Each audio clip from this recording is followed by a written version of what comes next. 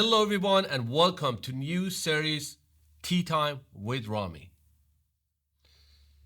The whole story about this series is this. We're going to have a tea and we're going to connect and tell stories. Short stories that you are going to like it.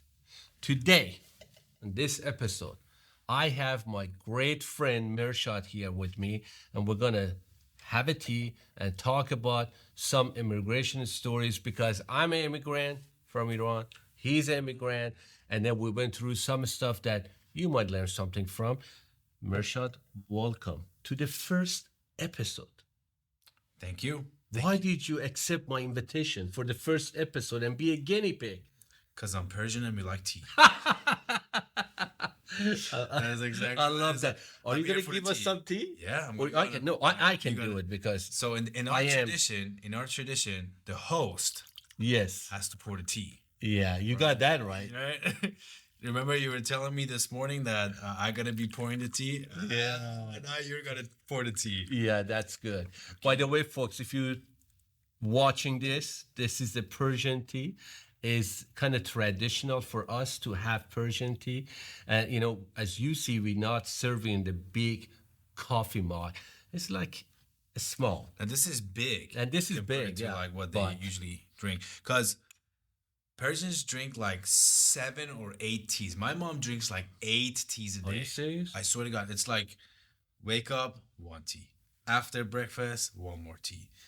Before heading out, one tea. God. Before lunch, one tea. After lunch, 1 tea. It's just like tea revolves around anything. As I just told everybody about the new series and this podcast, it's all about the stories. And as an immigrant, I have a lot of stories. Mm-hmm. Like when I came to United States and what happened. I'm sure you have some too. Yes. But what is your story? Like one, like a not fun, funny, whatever. Do you have any stories you can share with us? About what? Like about you're an immigrant. Okay, we don't. No, not about the tea, but anything interesting happened to you. I got one I can tell you. What I want to see. Well, I'll choose start because I have to think because I have many stories. But so you want me to go first? Yeah, go first. I go first. Okay, folks, remember this. I'm a new guy. Mm-hmm. Came to United States. I work in this pizza place, and I cannot speak English. And these pizza delivery guys, they come in and go and pick up their boxes, go to delivery, and one of them, Kevin, one day asked me while he was bagging his pizza box to take it to the client, to the customer. And he asked me, "What's up?" And I didn't know what his that meant because it's a slang. I was looking at up there. I swear to God, I was looking at up there. And then he was laughing and everybody laughed. And I said, what the heck these guys are laughing to? I didn't get it because in the way we learn English, as you know, in the school, they say, what is up? Right. What is up? You're looking at, okay, what is up? We didn't know the slang. And then this sucker was just asking me every time he was coming in. I didn't get it. And one day, would you look up every time? Yeah, I looked up every time because I didn't know. I really thought, what is up? Like if something is up there above my dishwasher, because it was in I was a dishwasher. It was a dishwasher station. But the next time I said, okay, I'm gonna get you, dude. And he walked in and he was busy. He forgot to ask me, and I asked him with broken English, Kevin, what is up? And he said, nothing. I'm busy. And I said, oh, dear Lord, the answer is that. And then the next time he walked in, like the next week, and he asked me, what's up? I said, nothing, I'm busy. and they all look at each other and said, how did you learn that? I used them against him. But that was, I have so many other, immigration stories like that, So but the Americans, they have a lot of slangs. Come on. Right. We don't have too many slangs. Well, I mean, our slangs revolves around bad words. Bad words. Bad words, guys. If you want to learn, just, leave us a comment. We can tell you. But but they have a lot of slangs. Yeah. Like, you know, The like humor is different over here. cat Of course. bite your tongue, something like that, or It's raining cats and dogs. or something. You like when you translate like the language into like our like language, it doesn't make sense. It doesn't make sense. Yeah, it doesn't make sense. So what it's cats and Yeah, it just not the. And I remember after that, like a couple of years after that, I went and bought a American slangs book, and it was this big. They have so much slangs. Yeah. It was so funny. What is yours? You got anything? Well, I mean, mine was good. About like slangs and stuff. Nothing specific that I remember, but I do remember the book that you're talking about is like the Urban Dictionary that they have. It's like a lot of stuff in there. I just remember like the not being able to speak English when you first move over here. It's painful, isn't it? It's painful.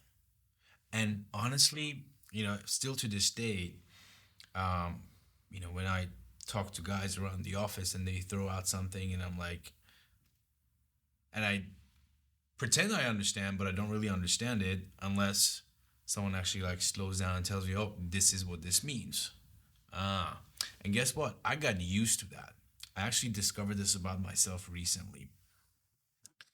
So when you first move in here, and a lot of you guys that are immigrants might have this as well, being able to fit in with people, I know what you say, is like the worst fear that you could ever experience. Like, because you want that acceptance. Yeah. It's like the tribe, I want to be part of the tribe. Hey, what's up? You want to be part of the tribe, but you want to be like them. You want to be their friends. It's really hard. And I noticed recently that like that, just that thought of like, can I be accepted? Can I be part of these people? Can I talk like them? Can I be their friends? Still to this day, like carried its effects. And now I'm like realizing, oh shit, I'm a shy person, but I was never shy. That's why. I became shy because I couldn't speak to people and I didn't know if I'm going to be like, I totally agree. That's one of the reasons that when most of the immigrants, they come in here, they kind of keep their, not the accent, but keep their English speaking level kind of lower because they're not engaging. Right. It gets, right. I was in that shoe, and one day I said, this is not going to work. The only way that I want to learn, I got to just go talk.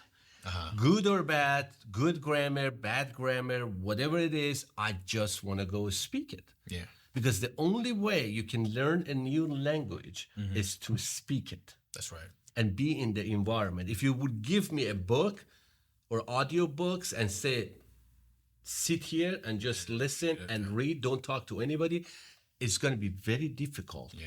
But when you go out there and actually talking to people and keep that conversation going, that's how you learn. Yeah. I was going, for example, to HEB and, talking to people, Walgreens, going talking to people in like public parks. That's how I learn English from people. Of course, as an immigrant, we cannot get rid of our accents. Oh, well, you don't have an accent that much because you were much younger. You came here. I was, I was in my 20s, but I kept the accent, which is I'm proud of. But at least now we can do things. We can get involved. I do speaking, I do talking, coaching, whatever it is. And it kind of like makes you stand out as well. You know? Because at the end of the day, people just want to be interacting with good people. Yeah.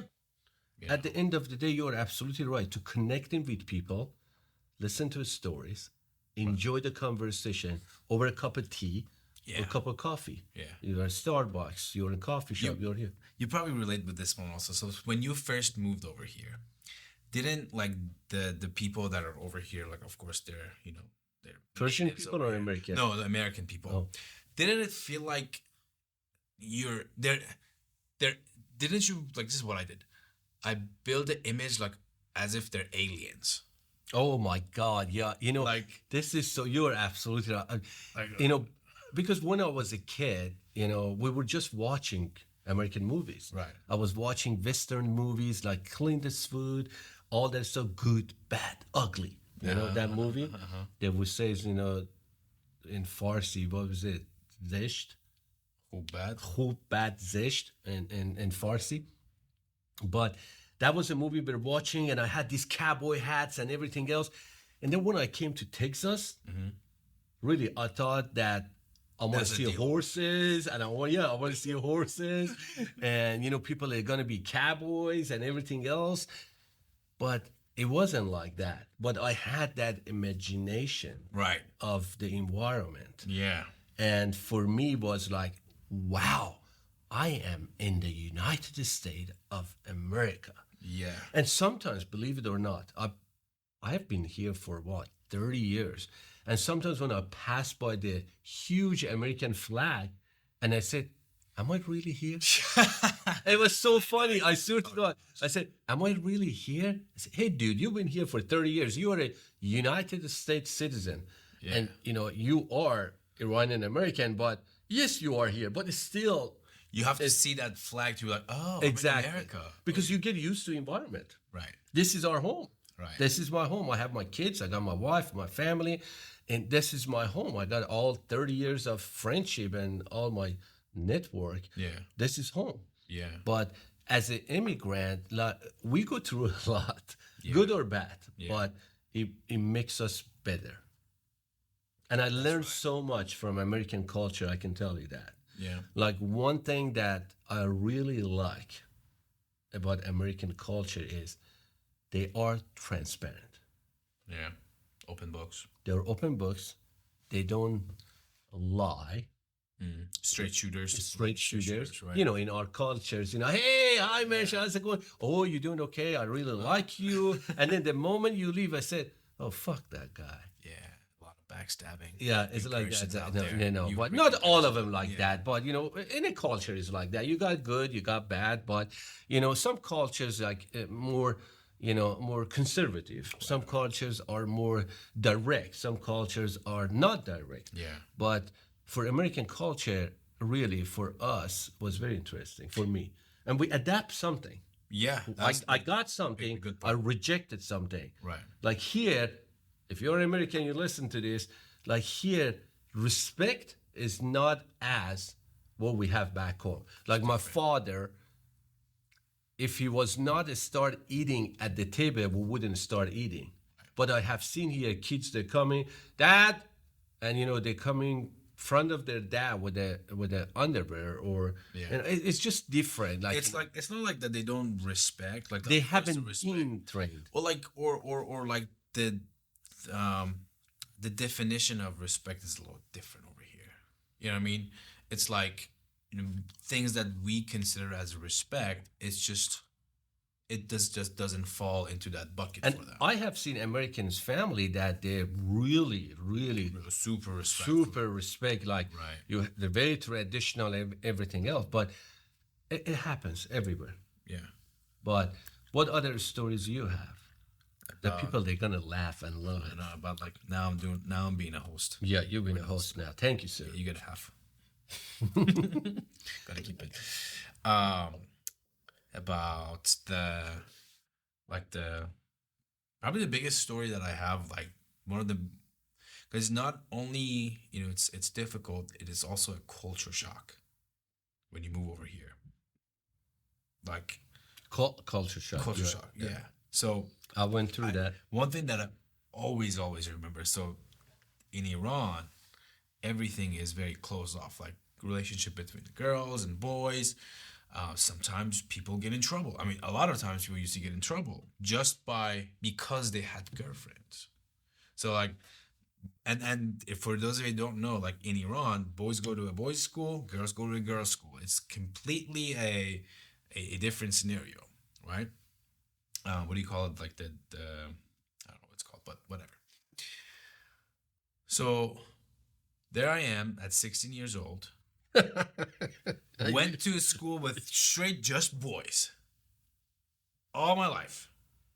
Everybody, like, we're boys. We're like, we're doing boy things, sports and all that good stuff. So, having coming over here, and dude, I shit you not. But first of all, I got lost in the high school because the system was different. In Iran, we sit in one class, the teacher changed. Over here, it's different. Teacher stays, the class changes. You know, Yeah. That's what that's like a different. So I'm walking through the hallways to go to my next class, and I see this boy and girl backed up to the lockers, kissing each other. Like, straight passionate going for it. And there I am, my Persian ass is like, holy shit. What am I getting? What's going on over here? What are they doing? What are they doing? And I'm like, holy shit. Like, I could feel my fucking heart bumping out of my chest. And that moment was like, oh my God, I'm in a totally different world.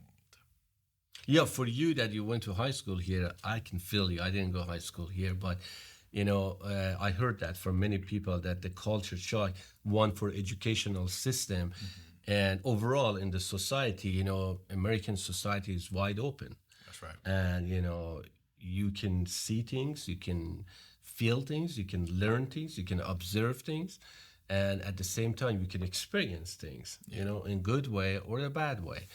But it's totally open. Total free choice. Free choice, and I like it, because it says the freedom of speech, freedom of what you're gonna do, as long as you don't break the law, right? And be a good citizen, respect others, and don't hurt other people, and you can do anything you want. I have a question. So if there's freedom of speech, why can we say whatever we want over here, even like curse? Yeah, we could curse it, but YouTube is gonna shadow ban us. Why do they do that? Like, doesn't that go against like the? They say freedom of speech. You can say anything, but for I think publicizing it, for some like words, everything based on the policy of that outlet, like a YouTube, they're very strict. Right. TikTok is not like we can just say, F this, F that, right. F word this, F that, and then we can just post it. People do that. Yeah. But I don't think so. We are I can say, I can curse. I do sometimes, be honest with you. You get shadow banned and stuff. Yeah, but, it's not, I didn't grow up like that, cursing all the time. But let me ask you this. I did, not myself, but my friends. Oh my God! Because you came when you were in high school and you learned from those guys. Yeah. Oh, I'm talking about my friends back in Iran. Oh my God! I had a few friends. Maybe, I don't know. It's probably in our town. Every 3 words, 4 of them were curses, like left and right.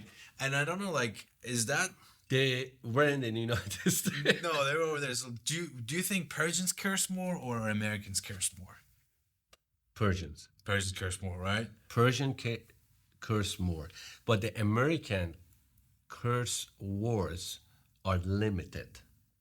Like they have probably we're very like dirty, very like 2, maximum 3, 4, 5 curse words. Yeah. But Persian, man, we can give you the whole freaking dictionary of the curse words. They attack not only the immediate family but the secondary family, your father's side, your mother's side. Basically, you kind of clean. They attack it all. You clean the whole house. They don't leave nothing. You clean the whole house. I can tell you, some of my staff, they learn some bad words, not from me. They go search it, online. But from you, a couple of from me. I got to be honest, but but it's so funny when they say it and they say, really, like your mother or your sister this and. I say, yeah, it's so funny because when you translate it, it would be a little bit different. That's right. But overall, being in the United States is such a great experience for me. As I said, my kids were destined to be here. Kids were born here, and 30 years of being here and living and creating and connecting with people is really, really good for me. And I'm grateful for here. I am very grateful because. We hear that. We hear this all the time. Yeah. Death to America. We don't want to get like a be politician or anything, but I always tell people, if you go to a country, it doesn't matter, United States, Brazil, Jamaica, or whatever your country you go. If you go over there, they give you the shelter, they give you the freedom to do anything you want, except breaking law, killing people, hurting people. You can be anything you want to be. The resources is there. Why are you not grateful? Yeah. Like, I'm grateful to be here. Yeah. Put the politics aside. Every country has got its own politics, but every organization, every society has got its politics. But for us to be here, for me personally, I'm sure for you as the same, it is a great thing. Yeah, man. I grew a lot and I learned a lot. Yeah. And I always say, my friend, my families, if I was in Iran, I wouldn't be where I'm at right now. Yeah, that's right. It was a lot just of limitations. a lot of limitations, but we are grateful and to be here, and we are grateful to be here and talking to so many people on the camera and telling them our stories, our funny stories. Yeah, of course, man. I personally believe one of the reasons I agree to do this with you, honestly, because it's about the bigger impact that we can have. Like if two random Persian dudes can get in front of camera and just have conversation and share their experience and stories, and on the way can help few people, what does it stop anybody else to do the same thing? I absolutely agree with you. Because before this, that camera that we're looking at was limited.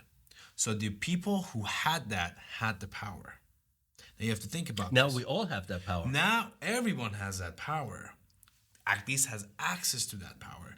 And if you're not sharing your stories, if you're not telling other people your experiences and help them learn and grow with you, I think you're being very selfish.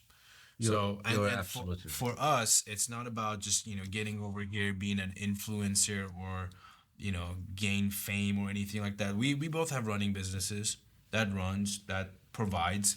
So, and we are only doing this because of a greater cause, which is Rami is a man for connections. He likes to help people connect. You were a helper, yeah. Yeah, for sure. I totally agree with you. The whole purpose of us, or anybody like us, to do such a thing like a podcast or connecting through the different outlet or media, is telling the story, listen to the stories, learn from the stories, implement it, comment, and this is what we can do to help one another. Because at the end of the day, it doesn't matter you are Persian, I am Jew, you are Muslim. It doesn't matter. We're all human under one roof. And I want to close this with one experience, one short story. When I was here the first year, somebody, because you talk about the curse word, somebody told me, I was talking to the guy and he said, I don't understand any of the word you're saying. And he understood what I was saying. And I said, how about this? Fuck you. And then he said, what did you say? And I said, fuck you. Now you understand what I'm talking about. But thank you so much. Thank you so much for watching and listening to this new episode of, having tea with Rami or tea time with Rami. We love to hear your feedback. Please leave a comment for us and we will get back to you. And if you like it, share it with everybody. Yeah. Because as I said, we're all going to help each other to help others.